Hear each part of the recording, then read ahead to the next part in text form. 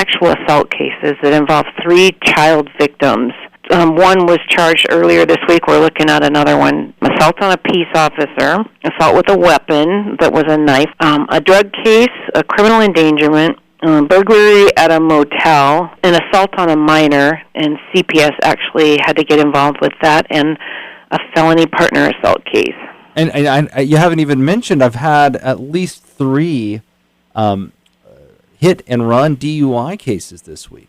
Yeah, it has been quite a week. I don't know what's in the air, but I would urge people to exercise caution over the weekend. We're expecting some pretty slushy roads, and that is never a good combination to combine road conditions with driving, and then when you add alcohol, it can be disastrous. Not to mention daylight savings time, which in itself drives some people nuts. Well, quite a few people. I might be one of them.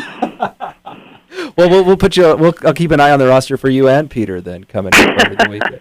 So I was curious about. You said there was a parenting intervention case. What is that? A parenting interference case. Or interference? Yeah. What is it? What kind of case is that? So when a district judge orders a parenting plan in place, and they've got a really specified schedule, and the kids need to be exchanged under these conditions at this time. If one parent refuses to comply with that parenting plan that's in effect, then the parent can be charged with a variety of crimes ranging from pretty simple misdemeanors all the way to felonies, depending on the severity of how badly they deprive the other parent of their legal contact. I see. So these parenting plan cases are put in place usually in situations of divorce, things like that. They are, or co-parenting I could use situations. A parenting plan. I played video games with my kids way too late last night. Someone should have stepped in. You better look out. Right. Well, I'll keep an eye. Maybe you'll see me on the roster soon. Who knows? I sure hope not. It's crazy Missoula crime stories. So I understand that you had. So last week, I think we had like 28 or so cases, felony cases. What are we up to this week? It looked like about 17 new ones that we processed through.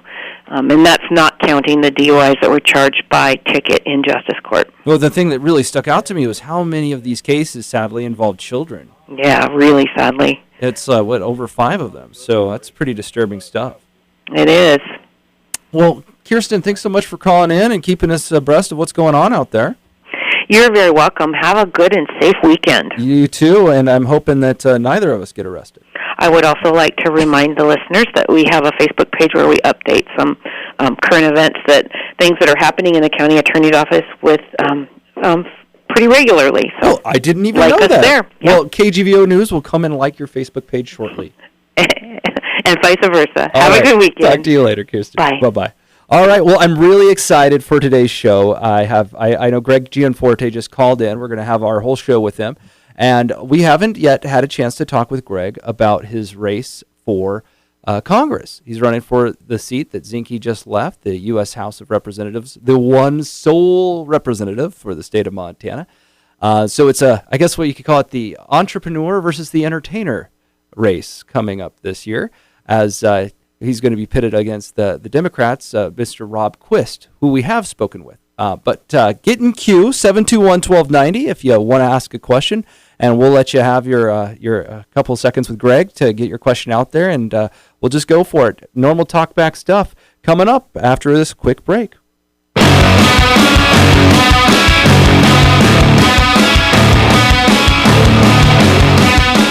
Okay, we're back on the Talkback Show, and excited to have a chance to speak with a congressional candidate in a special election.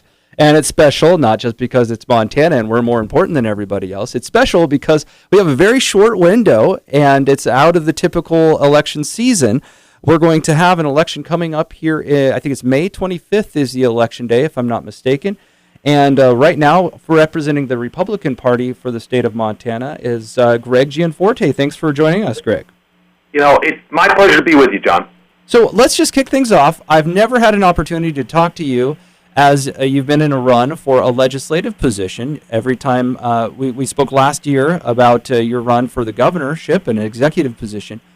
Tell us a little bit about why you think that you'd be able to deal with this job and some of the talent you would bring to the table. Well, Montana needs a strong voice back in Washington. As you know, I've spent the last couple of years traveling to every corner of the state, listening to Montanans in cafes and staying in their homes. And I am running because the future of our country is going to be decided back in D.C. And the real question Montanans have to answer is, do they want someone who's going to stand with Donald Trump or someone who's going to stand with Nancy Pelosi? I've seen the impact that special interests have. I'm going back there to drain the swamp. I think we need to bring accountability back to Washington. I will introduce legislation to implement term limits. I will work to ban members of Congress from, kind of going back and feeding at the trough after they get out of their office. But I also think we need a strong voice in Washington so that we defend Montana's way of life from federal overreach. When I was, over the last couple of years as I've traveled the state, that was the number one thing I heard, was that, our way of life is being impacted with regulations from Washington. Taxes are too high. You'll never get a higher tax from me. We need to protect our public lands. And that's in very clear contrast to the individual that the Democrats have appointed. I mean, frankly, John, I don't want to have to go down to DMV to register all my guns as he's advocating for. It's just craziness.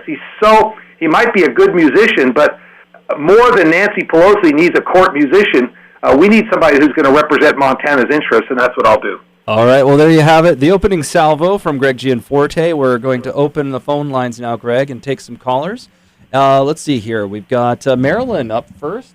Marilyn, thanks for calling on. You're on the air with Greg Gianforte. Good morning. So back in Washington, D.C., Medicare is in trouble. Social Security is in trouble. We have $200 trillion unfunded mandates, $20 trillion debt. Trump is proposing $1 trillion infrastructure bill. Ivanka Trump wants a family leave entitlement. Let's see. The Rhino Care, which I'm calling it, and others are calling it, expands Medicaid. Oh, I think you should call it faux Obamacare. If you like that, I think that it rhymes a little better. Oh, Rhino Care. We do have Care. Repeal in name only, because the rhinos are for it. The very conservative people are not. So, anyways, we're passing on all this debt and all this socialism to future generations. I don't see how this can keep going on. Sure. Let's get his response. Yeah. Thanks for your call, Marilyn. Marilyn, thank you for your call. Your concerns about government spending and just more and more stuff getting piled on top is exactly the right concern. We're at $20 trillion in debt. We're piling this on our kids. When you're in a hole, the first thing you do is stop digging. All of us at home, we need to balance our checkbook each month. The federal government needs to do the same thing. I will introduce legislation that will require a balanced budget, or I don't think congressmen should get paid their paycheck. Because, honestly, if they don't balance the budget, they aren't doing their job. Now, that being said, you talk about Obamacare, and I agree. Obamacare is a train wreck. It's spiraling into the ground. We need to repeal it, and we need to replace it, not with a government-run healthcare system, which my opponent, Rob Quist, has actually said he thinks he's further to the left than Obama here. He thinks all of healthcare should be government-run. And I know we have a lot of vets on the line here. All we do is have to ask them about how they like their care from the VA, and you get an idea of what government-run healthcare would look like. This is absolutely the wrong direction for Montana. But again, the first step is bring some fiscal discipline to it. All right, we got one line open, 721-1290. It won't be open long. We're going to John. John, you're on the air. Thanks for calling in. Thanks for my call. Hi, Greg. I think the reason he lost the last election was because 3 ads that were run against you. The first was you were an outsider and millionaire from New Jersey. The second was that public access, that you sued the Fish, Wildlife, and Parks because of an access area next to your home. And the third was they had you on video saying the only good tax is one that you pay, and I don't. And you didn't really run any ads to address those 3 issues that that were any good. And this time, I think you need to do what Donald Trump would do and go out there and run some ads that go into detail about all 3 of those points and tell them why they were wrong, and you might have a chance to win. All right. Thanks for your, advice. John, did you have a question in there?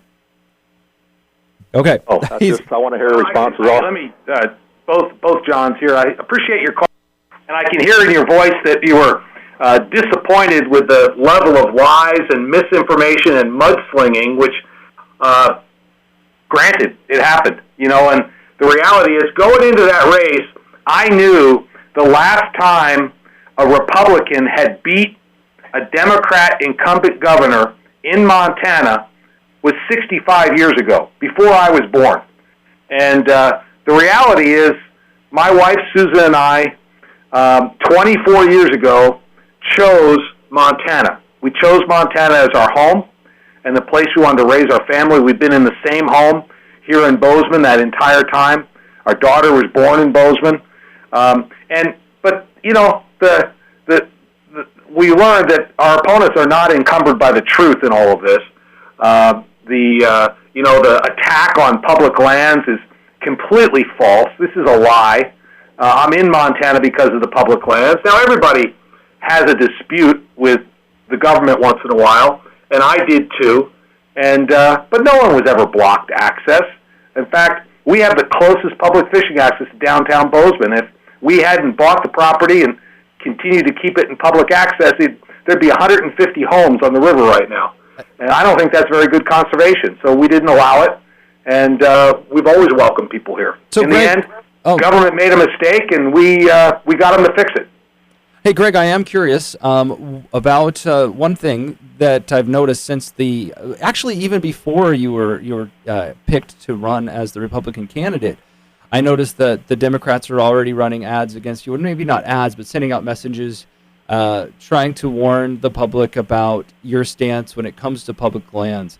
Can you just clarify for everybody what your stance is? I know it's going to be an issue in the campaign. It was certainly a highlight in the Zinke Juneau campaign, despite everyone seeming to agree on the issue. We will always protect and fight to preserve our public lands. I believe that, honestly, I think public land issues are better decided by Montanans, not bureaucrats back in Washington. That's why I've been a strong advocate for increased management of public lands here in the state. I am not an advocate for deed transfer, but I do think Montanans can make better decisions. And this is a standard refrain from the left-wing progressive playbook to just start calling names instead of having a real conversation. I'm in Montana because of public lands, and we're going to protect them and keep them in public hands. All right, we got to go to a break, and we'll put the public hands in control of talk back here. Give us a call at 721-1290. Oh, actually, it looks like we're all filled up. We don't have any room for calls. You can leave a message on Facebook. Nick, make sure you signal me if we get any messages. We're running the show here without Peter this morning. But give us a call or send us a Facebook message when you can. Phone number 721-1290. We'll be back after.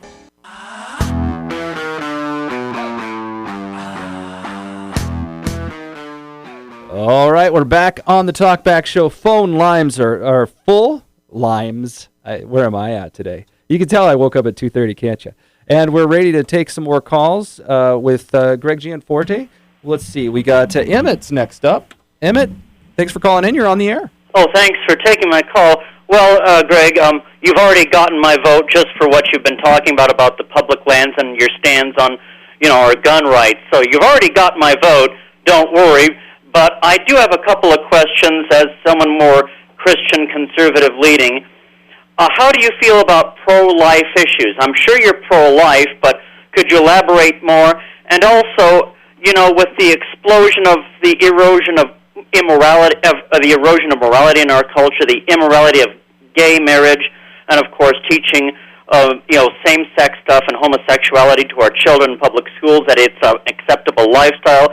As a Christian, I believe these things are evil, and I believe we've got to get back to a biblical moral standard. How do you feel on these issues as well, the cultural, moral type of thing, the culture war? Yeah, so thank you, Emmett. And clearly, I think traditional family is the foundation of our society. I am pro-life. I think life is precious, and we should protect it from conception through natural death. I'll take those views with me back to Washington. And I think, our Constitution protects freedom of religion and freedom of belief. Our First Amendment does that. That allows people who don't disagree with us to live their lives the way they want. I personally believe that marriage is between one man and one woman, and I think that that's really fundamental to our society. All right, let's go to the next call. Looks like we got Dave on the line. Dave, you're on the air. Yeah, good morning. I'm a strong supporter of the Second Amendment, but my dad took one of his guns out, went over and shot the neighbor's dog, and got put in warm springs for a while. When he came out, they diagnosed him with paranoid schizophrenia, and if he stayed on medication, it was okay. But what's to stop him from going off medication and buying a gun at a gun show and going and shooting one of those people that he thinks is trying to kill him? So are you asking for stricter laws when it comes to guns? I mean, I'm asking him, how can we prevent my father from doing damage to someone else? How to keep him from getting a gun? I mean, I think that's a reasonable question to ask. Does society want him to have a gun? I mean, how do we prevent that? All right, thanks for your call, Greg. Dave. So first, let me say I express my concern for your dad and the scenario he went through. Clearly, tragic situation. I would say though that the gun wasn't the problem. It was the mental state of your dad, and if it wasn't a gun, it might have been some other type of device, weapon of some sort. So I also believe that the Second Amendment is very clear. It says our right to own and bear arms, it shall not be infringed. And I believe that's a fundamental right granted to every American, and we need to protect it. I'm curious what you think of our society and the way it deals with mental health care. It's something that popped up here in Montana recently. Medicare, Medicaid services almost disqualified Warm Springs from getting any funding because of mistreatment or malpractice, I guess you could say. Not enough nurses, for example, people that had criminal histories being placed to those that had severe mental issues. And I guess when it comes to looking at healthcare, which is something that Congress is doing right now, is that something you think we need to address? No question, John. I mean, let me be very clear. As a society, we have an obligation to those who can't take care of themselves. That's why we need to have a safety net for people with mental illness or others that may not have the means to get health care. But what my opponent is proposing, and he's essentially to the left of Obama, he has proposed government-run health care. And I know we have a lot of vets out there listening. The VA isn't working out so much. If you want to see what government-run health care looks like, look at what's happening in the VA. We have vets waiting a long time for care, and in certain cases, not so much in Montana, but elsewhere in the U.S., where people have actually died because they've been waiting in line too long to get care. This is the wrong direction. We need to bring more transparency into healthcare. We need to provide more options. The free market really helps.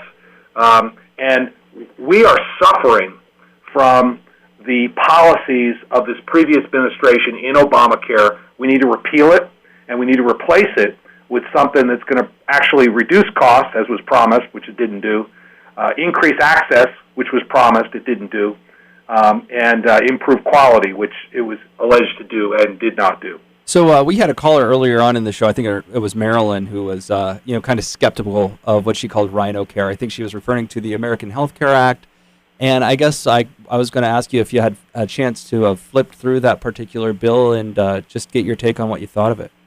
Well, I think the place you got to start is Obamacare is broken, and it is collapsing under its own weight. There is no question that we need to repeal it and we need to replace it. Now, that dialogue on what we should replace it with has just started this week in Washington. And I'm a big fan. You've heard me tell this story, John. I played football in high school. We were state champs, and I actually, it might be a shock to people on the line, but I actually grew up in Pennsylvania, and then, of course, chose Montana to raise my family and to make my home. But when we were state champs back there, 11-0 my junior and senior year. Believe it or not, I was an offensive lineman. I used to have another couple inches on my neck when I was playing football. But the way we won games was not throwing Hail Mary passes. It was running 3 to 5 yard plays. There are some aspects of Obamacare, honestly, that I like. The fact that people with pre-existing conditions are taken care of, I think we should keep that piece of it. I think the fact that kids should be able to stay on their parents' plan until they're 26 or 27, that's a good idea. We ought to keep that. But the fact that there's mandatory services, but we need relief from the skyrocketing costs that Obamacare has introduced. That's why we need to repeal the majority of it. And the dialogue that's going on in Washington right now is exactly the right dialogue. Let's find the things we agree on and start to drain the swamp. Let's peel this stuff back so we can start getting people health care again. All right. Well, hey, we got to go to another break. When we get back, we've got Hunter, Bob, and Jim in queue, and all lines full. It sounds like it's going to be a popular conversation. We'll be back after this quick break.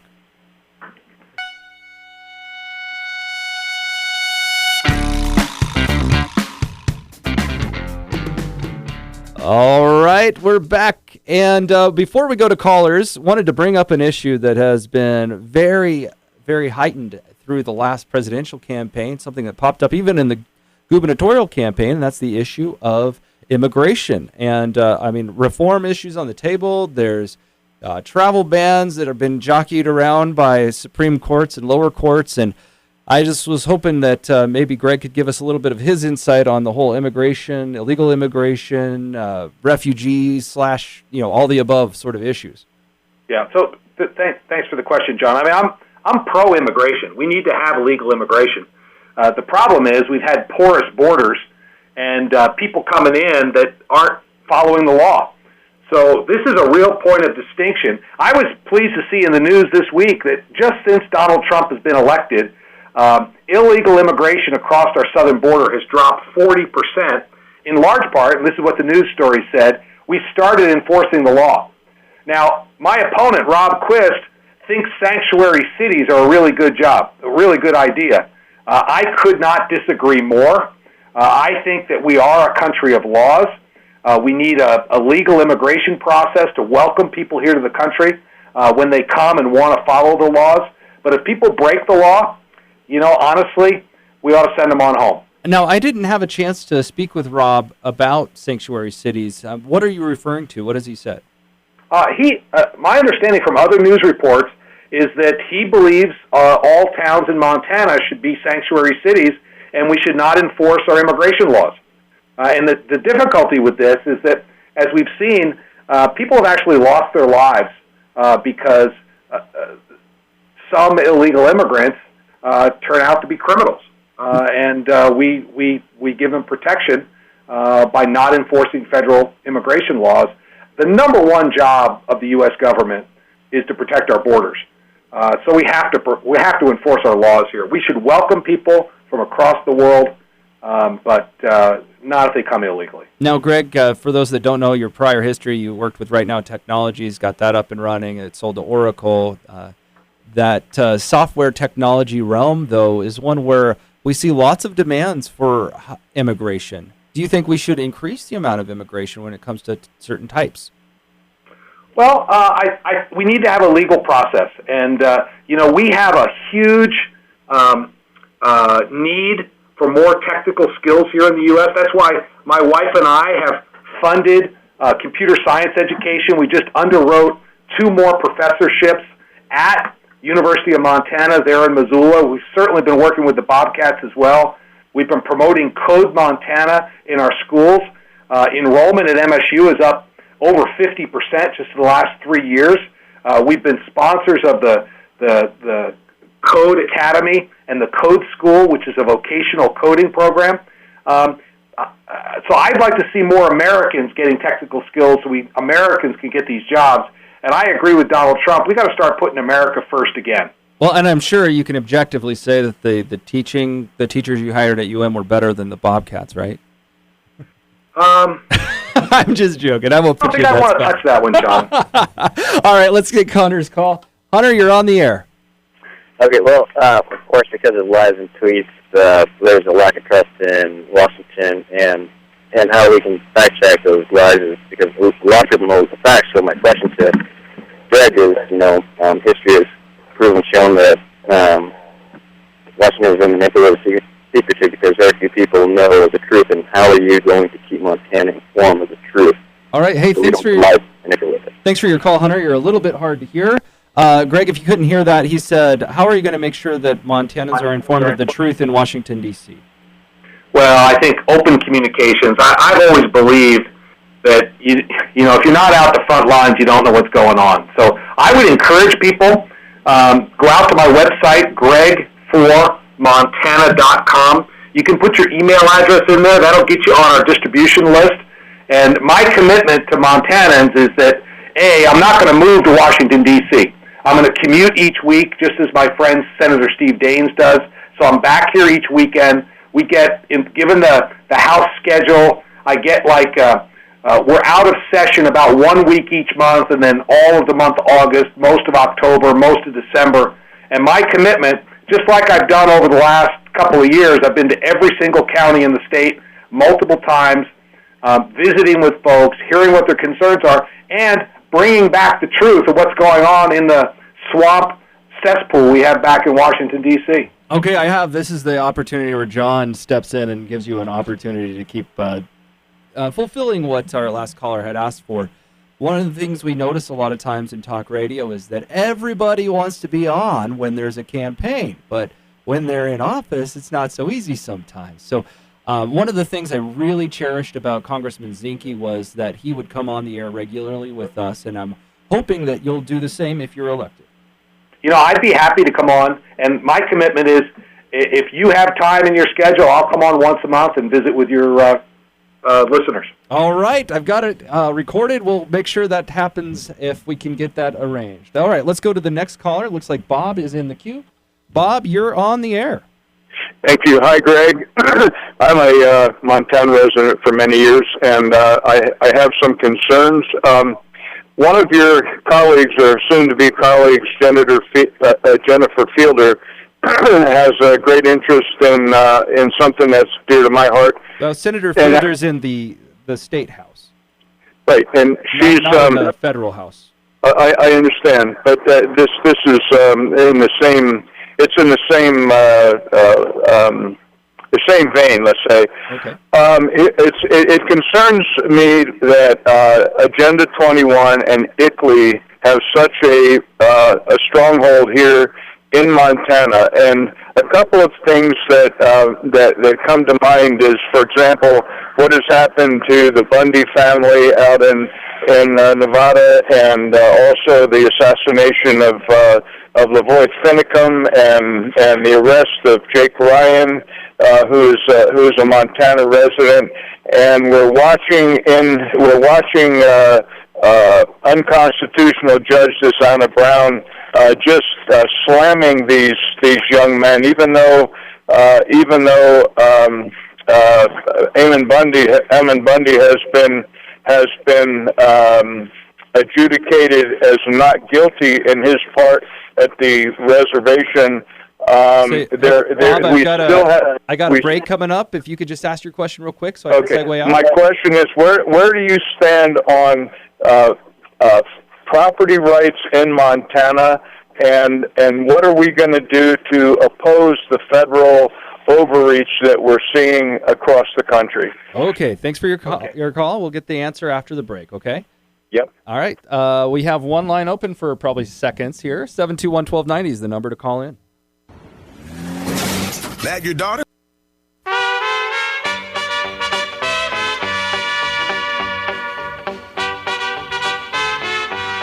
All right. We got the ring of fire here, taking on all callers for talkback. We have full lines, so let's just go straight to Jim. Jim, you are on the air with our guest, Greg Gianforte. Right, good morning. Thanks for taking my call. I, like Greg, moved to Missoula 24 years ago from New Jersey.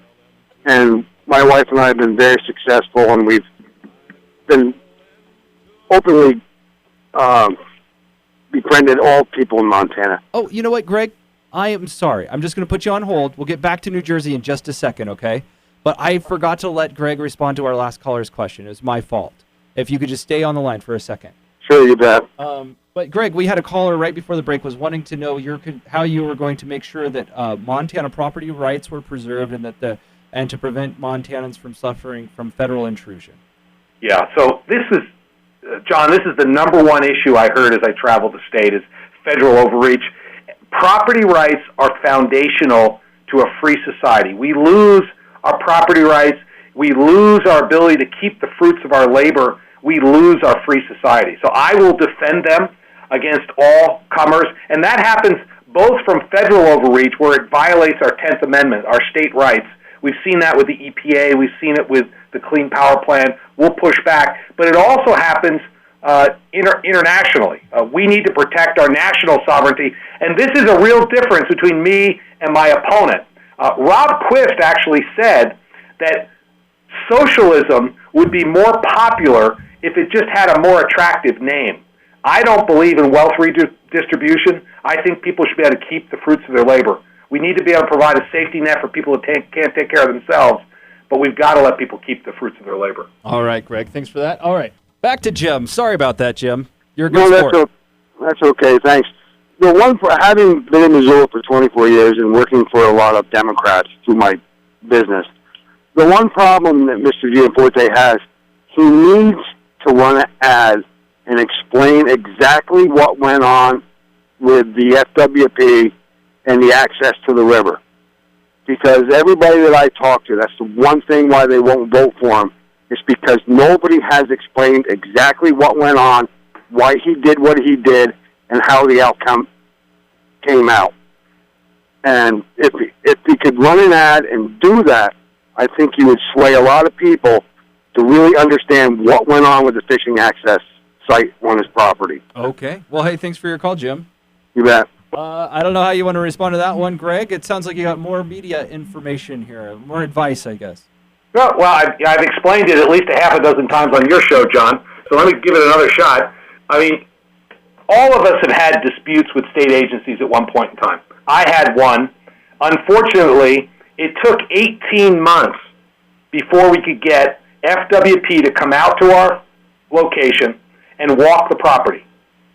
In 1 hour, the whole thing was resolved with a handshake because they were wrong and we were right. It all had to do with a survey error that FWP had made. And unfortunately, we had to get to the point where we filed some paperwork to get them to come out. We never blocked access, and no one was ever blocked access. I fully support our stream access laws, but we had a little dispute with a state agency, and it took quite a bit of effort to get them to do their job. All right. Well, let's take another caller. Looks like we got Sue on the line. Sue, thanks for calling in. Good morning, John.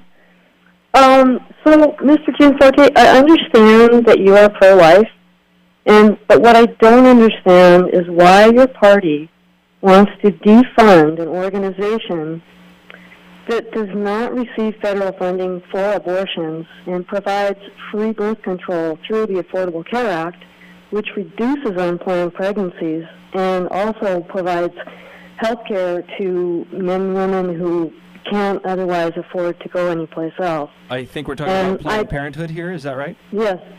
And I'd also like to know how you feel about the mail-in ballot issue, since 60% of voters mail their ballots in Missoula, and the Republicans seem to have, done pretty well in this last election, so I wanted to know about that, too. All right. Okay. Thanks for your call, Sue. First, as you said, I think life is precious, and I think we have to make sure medical services are available for women. So I don't think those two things are in contrast with each other. On the mail-in ballot, I have not taken a position on it because it's about the race I'm in, and I don't, honestly, because of that, I don't think I should be taking a position. That's a debate that's going on in the legislature, in our state house, and I'll abide by whatever decision they make.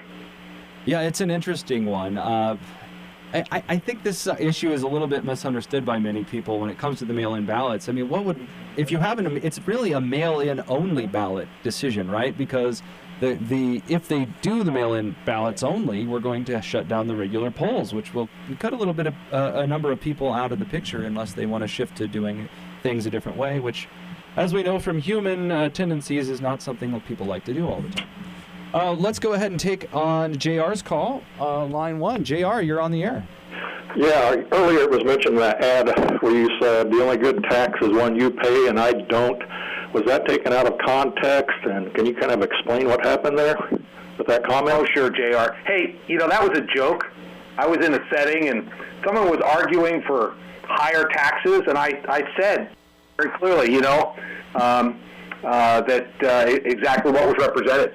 So I said it. It was a joke, but it wouldn't be the first time things were taken out of context. I'll be very clear. You will never get higher taxes from me. I never supported a sales tax in the state of Montana, and I will advocate for lower taxes on a federal level. I personally believe our tax code is too complex. We have hundreds of thousands of people in this country that make their living just helping people figure out the tax code. I think that's wasted effort. I'd like to see a simpler tax with lower taxes for all. All right, we're going to go to another break. Last break. Looks like we got our last caller most likely calling in right now. We'll be back after a quick break with more questions and answers from Greg Gianforte. At Rocky Mountain Surgical success utilizing the Da Vinci robotic surgical device in treating hernias. In the area of hernia surgery, the use of robotics actually is kind of, I think, changed the whole playing field. It's one of those things that from a surgical perspective, it's actually a lot of fun to do.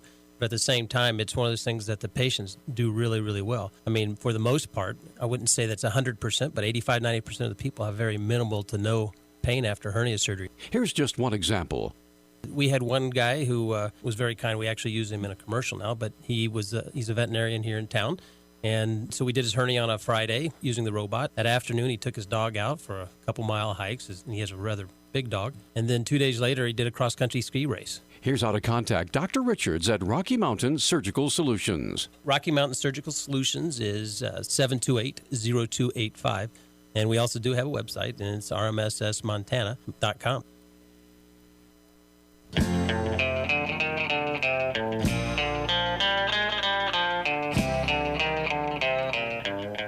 All right, time is running out. We're almost done with today's Talkback show. Our guest Greg Gianforte is on the line, taking calls. We're going to try to run through our last 3 callers real quick before we get a final statement from Greg. We're going to start with Isaac. Isaac, you are on the air. Hey, thanks. I've got a comment, and I want to explain that comment and then ask a quick question. So here I go. I believe, because your opponent is a supporter of socialism, and I'll be honest, I believe that communism in its concept is actually probably the best form of government, but I will explain that I never want to see that as a form of government for any country because human nature is flawed, and we saw what happened with Joseph Stalin. So that being said, I believe, Mr. Gianforte, that your opponent is running on a more socialist platform because he sees a growing number of Americans who are afraid, I believe, to take responsibility for their own lives because that means they would also have to bear the consequences. So my question is, what are your thoughts on the seeming growing fear of personal responsibility in this country? Thank you. Well, I believe that's right. I mean, my opponent has been very clear. He said socialism would be much more popular if it just had a different name. I totally disagree. I believe that our country is strongest when we stand with our Constitution and preserve individual rights and liberties and allow people to keep the fruits of their labor. If you start adding up the taxes we have today, it's, at the highest tax brackets, at the federal level, the state level, I mean, people work until the second half of the year. They're into July before they keep the first dime of their pay. And that's just not right. We should be making it easier for people to prosper in this country, not harder. That's why I'll go back, drain the swamp, make sure people's voice is heard, and get government working for the people again. All right, let's get Chris on the line. Chris, you're on the air. Okay, thanks for having me. Hopefully this is a good kind of summary question for you, Greg. But a little bit earlier in the show, you were talking about border security, and you made the comment of you think the most important role of the U.S. government is border security. And while I don't disagree that that is incredibly important, as I get ready to head to the polls for this special election, I just wanted a little clarification from you on what you do think is the most important role of the U.S. government. You know, education, military, healthcare, but just a little clarification on that. Thank you. Sure. Thanks, Chris. And that's pretty simple. I would modify what I mean is that I think the most important thing is national defense. That's number one. Number two is to make and enforce the laws. If we don't have a system where proper laws are made and enforced, we get chaos. Thirdly, and I'm going back to Adam Smith's definition of the purpose of government, number three is to provide for infrastructure that can't be paid for in any other way. I'm a big fan of public-private partnerships, but there are some projects that require government. Milton Friedman added a fourth, which was to provide a social safety net to take care of people that can't take care of themselves in any other way. So I think those, if you get to philosophy of government, I believe in a minimalist federal government, that I believe the 10th Amendment, rights not explicitly granted to the federal government should be reserved for the states. We have 50 basically states of innovation. We ought to let those states innovate. That's why I'm much more of a fan of block grants to the states, or not taking the money in the first place and leaving it in the states so individuals can decide how to spend their money. But those four things is where I believe the primary purpose of government. All right, let's go to caller Tom. Tom, you're on the air. Hi, my question is what will you do to change the economic atmosphere, especially down in the Bitterroot where we have Selway Corp, who constructs mining equipment, and also the decimation of our lumber industry? And have you had a conversation with Ryan Zinke, and what is your vision, and will you challenge it through legislation and possibly through courts? Challenge what, sir? The environmentalists and the stranglehold that they put on our industries here in the Bitterroot, especially regarding lumber and mining, coal mining. Okay, so I agree. I mean, if you want industry, look at the timber industry. That's a renewable industry, and we've let extreme environmental groups shut down our timber industry. We're on the verge of losing all of our mills. And I've been down in the Bitterroot a lot. We've lost a bunch down there. A couple things we need to do. I think we need to amend equal access to justice to take away this so that we have equal justice for all, not a special deal for these nonprofits that sue and make money off the federal government. We ought to be doing more local management of federal lands. We ought to start some pilot projects to transfer management to the states. We ought to use the tools available to us. The categorical exclusions under the Farm Bill. Those have not been, we ought to find more ways for the federal government to give the states more control over the forests here, short of deed transfer, but letting them manage locally. And I think, as I've talked to people in the timber industry, those are some of the things that I think would work for us. All right. Well, hey, we only have about 2 minutes left in the show, Greg, so we'll let you pull out your platform or your box and get up there and tell us a couple last words, and maybe give us a little bit of a distinction between you and your opponent for this race. Okay. Well, first, John, thanks for letting me on. Thank you for all the people that called in with questions. I know we didn't get to all of them, but if people do have more questions, just go out to our website, greg4montana.com. I'd be happy to engage. And my message is really simple. I am running so that I can be your voice back in Washington, D.C. I took on a tough challenge last year with an incumbent who, the last time a Republican beat a sitting Democrat governor in state 65 years ago. I didn't shy away from that at all. I'm not afraid of hard competition. In fact, when my wife and I chose to make Montana our home 24 years ago, and we chose Montana to start and grow our business, creating over 500 high-wage jobs, that was a decision. And now I'm making the decision, if you'll have me, to serve you back in Washington so that Montana's voice is heard. We'll drain the swamp, and we'll protect our way of life. There is a clear distinction between me and my opponent.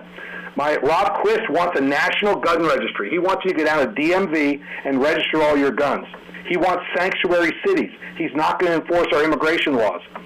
He wants a government-run healthcare system. Look at the VA to see what that looks like.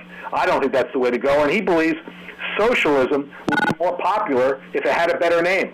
I am for free markets, and I look forward to preserving individual liberty and getting the federal government off our back. All right. Well, thanks so much for joining us today. Hopefully we'll be able to get Rob Quist back on here shortly. Thanks so much for listening to Talkback. We'll be back on Monday. Have a great weekend.